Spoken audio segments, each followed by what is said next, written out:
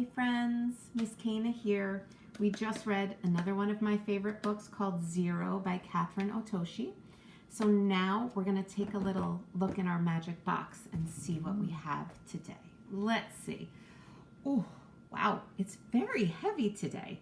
I'm going to give it a little shake, so be very quiet and listen. Oh my goodness, it is really heavy. One more time. Woo! Okay, let's see what's inside. Oh, friends, today we have some flour.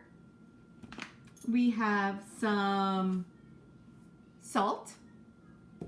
We have a mixer. I bet you can guess what we're going to do with that. And then we have some watercolors. We have markers. My favorite, the smelly markers. That one smells like watermelon. Then we have this sort of funny glittery pencil that doesn't have a tip on it. That's sort of a mystery. We'll figure that out when we do our project. And then I have 2 pieces of string. So let's see what we're going to do with all this today. Today, I'm going to push my magic box over here. Today we are going to make salt dough. So it's sort of like Play-Doh, but it's a much simpler version. And so we're going to use some flour, some white flour. It's all equal parts. So right here I have 1/3 of a cup. You can use whatever measurement you want as long as you put equal parts in. So I am going to do 1/3 of a cup. Let's see, let's level it out a little bit. There we go. I'll pour it in here. And then I am going to do some salt. Adults and kids, you can decide who holds the measuring cup and who pours, depending upon your age, obviously. Okay, so then we're going to fill that up with salt, same amount as flour. We're going to pour that in, and then, my friends, do some mixing, some good mixing. Just mix that salt and flour all together. And then same amount of water. So if you just pour 1/3 of a cup, I sort of pour it in slowly just to see how things are going, because every batch is different, so I don't pour all of it in at once. Pour that and then mix and mix and mix. We have a little song that we sing in some of our classes when we're taking turns mixing. So if you have siblings at home or several children, you can do this song. We say mix and mix and mix some more. Mix and mix and mix some more.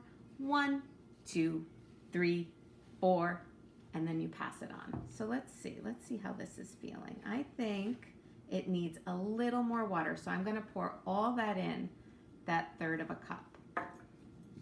Figured that out. It's very convenient that it's all the same measurement. And if it gets too mushy, you can add a little more flour, and if it's too dry, add a little more water. Let's see. I think I might have mushed it up a little too much, but let's see. Let's see here. Yeah, a little too mushy. I'm going to add a little more flour. This is not a perfect science, my friends, so you experiment. See what works for you. A little more. Make it a little drier, because you want it to be sort of like Play-Doh, so when you play with it, it doesn't stick to your hands. Let's see how that works. I'm going to get my hands in there now. Oh, that's much better. Much better. Okay. So once you have your salt dough to the consistency that you like, that really doesn't stick to your hands. Let's see, how's that? That's pretty good. Then for this project, now you can do anything you want with this salt dough, but for this project, since we read Zero, I rolled into little balls, and I tried to figure out what around my house I could make a zero with out of this ball.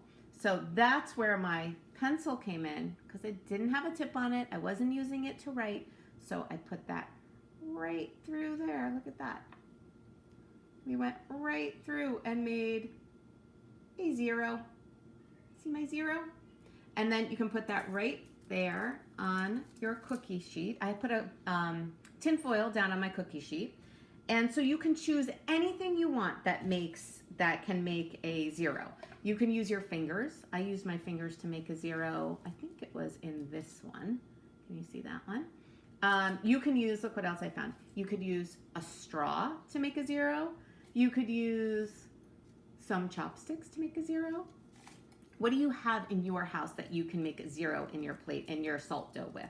So once you have all your 0s, and really anything else you want to make with this, you could use cookie cutters for this too and make different shapes. I don't have cookie cutters here, so I took a knife and just cut out the heart, and then I made sure to put holes in it. So once you have everything you want on your cookie sheet, then you put it in the oven. And you put it in the oven very low, around 250 degrees, and around 30 to 40 minutes. Make sure you check it, and you can see when they get hard. So they will come out, when they come out, they'll be hard like this, really hard. And then there's an extra step to this if you want to. You can decorate them. So we used some of our markers, our smelling markers, to decorate some. We used some watercolors to decorate some. We used some Sharpie. My husband did this one. He used a Sharpie for this one. Let's see. My daughter did this one. And then we wrote her name on the back there. My son did this one. Check that little guy out. And my mom, my kid's Nana, did this one. And she used one of her highlighters to decorate with. That came out really nice too. So, my friends, once you do that, then if you want to, you can get a piece of string,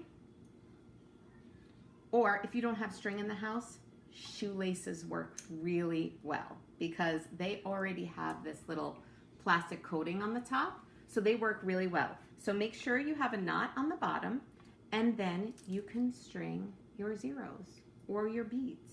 Let's see, is that gonna stay? Yeah, that stays. Let's see, I'll put some more.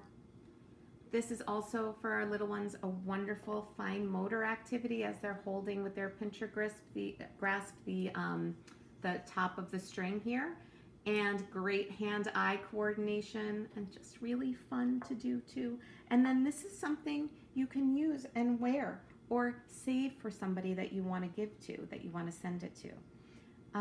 You can also, with this dough, make anything you want. I made just a little pinch pot here. You could do that too. And that gets really hard, and you can decorate that. So there are very many possibilities. I just love that you can extend this. You can make little 0s, then you can decorate, then you can string. It has the possibility to fill up a lot of time, a lot of creative time in your day. So if you do any of these activities, I'd love you to send me pictures. I miss you, and I can't wait to see you. So I'd love to see you in pictures. Okay, guys, thanks. Have fun. Mwah.